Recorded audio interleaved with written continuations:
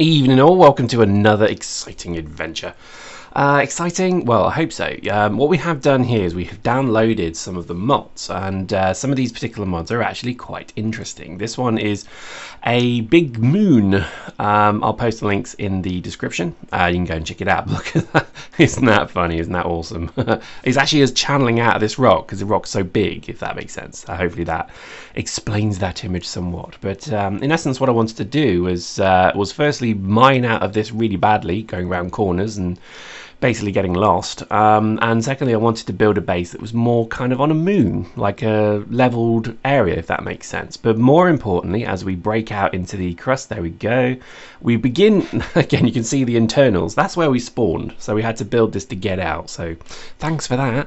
But what I wanted to do was to build a perfect spherical power generator inside with a gravity generator obviously, and then use this as like a little base so you can actually walk around this thing. So it's a little moon, a little planet. It's got gravity, and it's quite exciting. That's the plan. Now what I'll do is I'll go and show you actually what we're talking about. But this is it. So look, I can walk around. It's got a gravity generator. It means that okay, it's a pretty small moon, but I do like it. I think that's kind of what I wanted. So I'm quite excited about this. And the point of really this little mini snippet episode is we wanted to build a moon base, so that's the plan.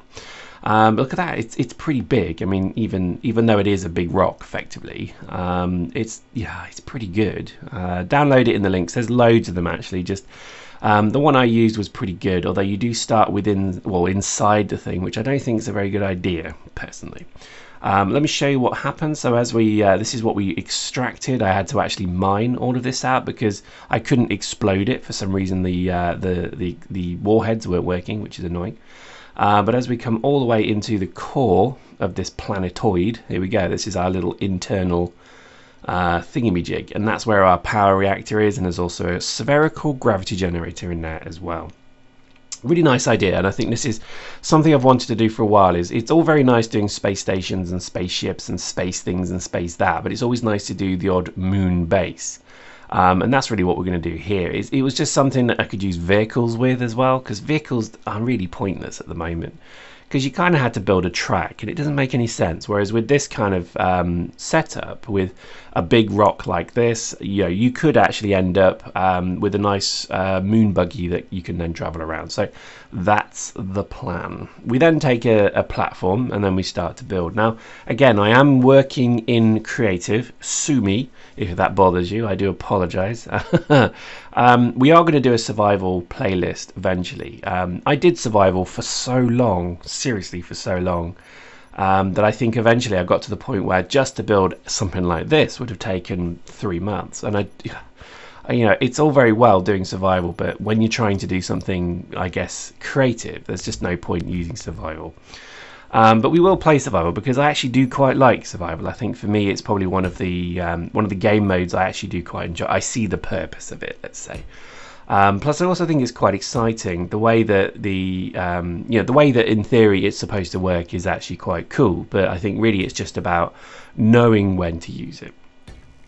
Now mods make this game a lot easier obviously, so we've got a few mods running here. We've got a wonderful skybox, that's Scion Planet. Again, check the link in the video. That's just an amazing backdrop. I love it, it's my favorite backdrop so far.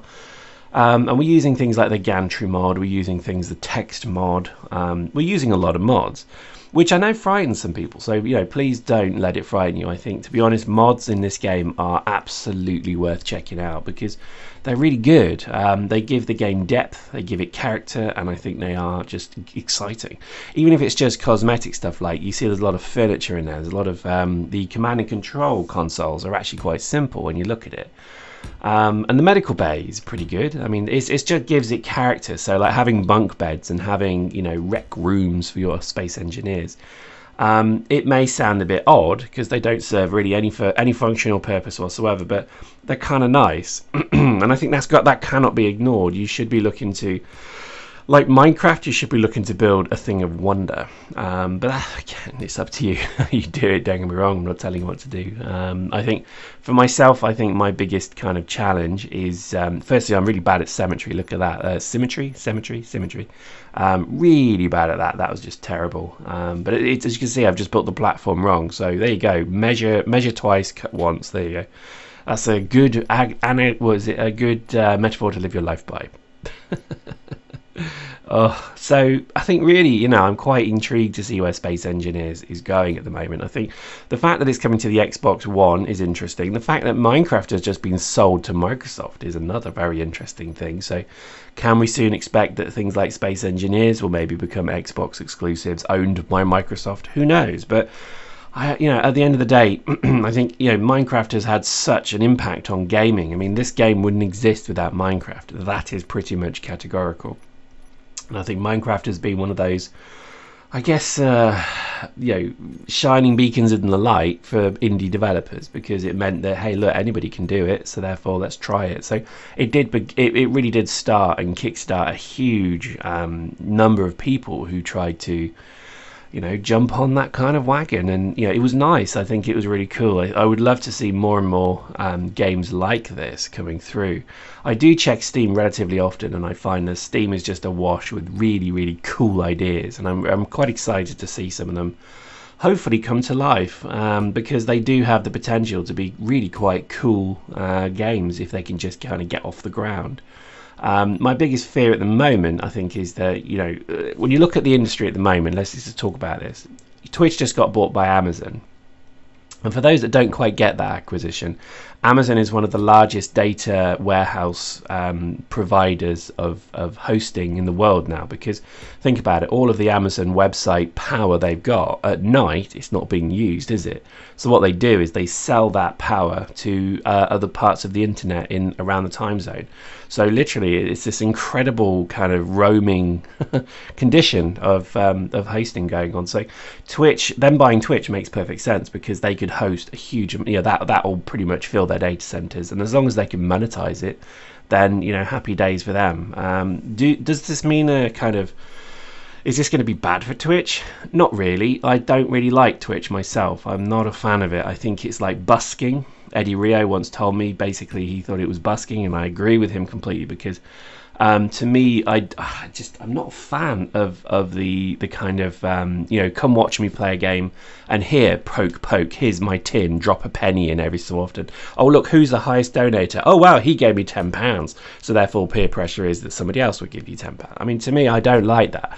I do YouTube because, quite simply, it doesn't cost you anything to watch it. All you have to do, if you wish to, is watch one of the bloody adverts at the start of the video. You know, if you didn't know that, that's how YouTube, you know, YouTubers earn the odd few quid for what they do, basically, because an advert is played in front of their work.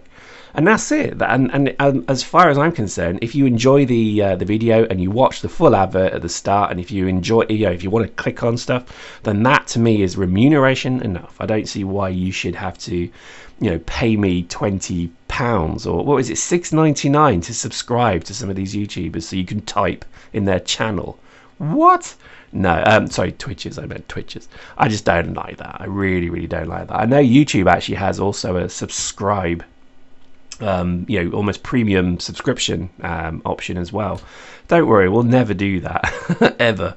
You need 10,000 subscribers to do it, so we're way off it anyway. But to me, it's kind of, I don't know, it feels a bit wrong to do that. I don't know. To me, I kind of have this opinion that you do things like YouTube and you play your games like Twitch and that, and if people deem to follow you, then that's praise enough, you know. And I think the system is there so that you can earn a few quid. I mean, it's not excessive. Don't think you're going to become a millionaire. You know, it's like fame on the record scene or the, you know, the music scene.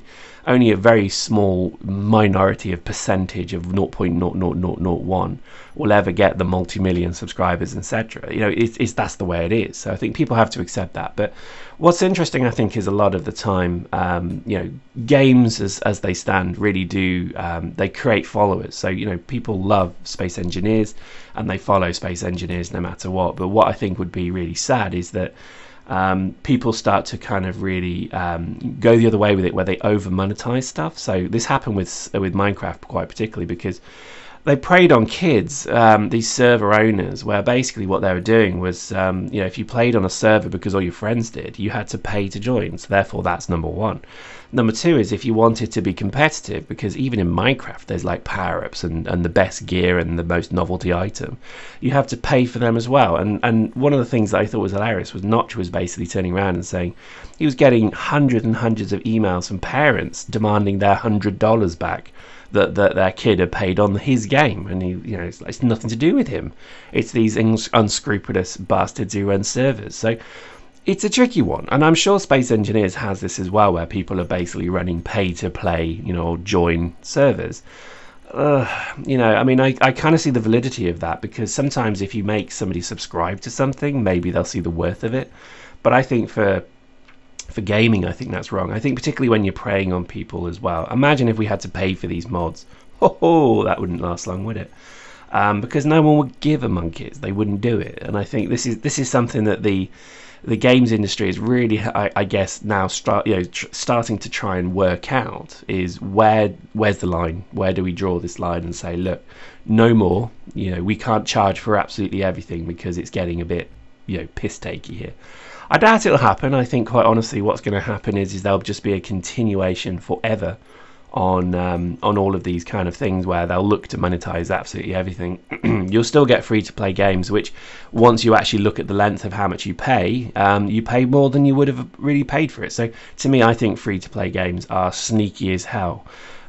Weirdly enough, I'm quite happy to pay for something like Space Engineers, knowing that I don't have to pay another penny for it. I'm happy to do that. So I think this is kind of the thing, and I really do hope that Space Engineers continues with this kind of very good attitude it has. But I suspect, and I'm sorry to say, that somebody's going to circle around and buy this, and then it will probably change. But there we go. Hope you enjoyed that. Join us with more talk about Moonbase, which we might actually do in the next episode.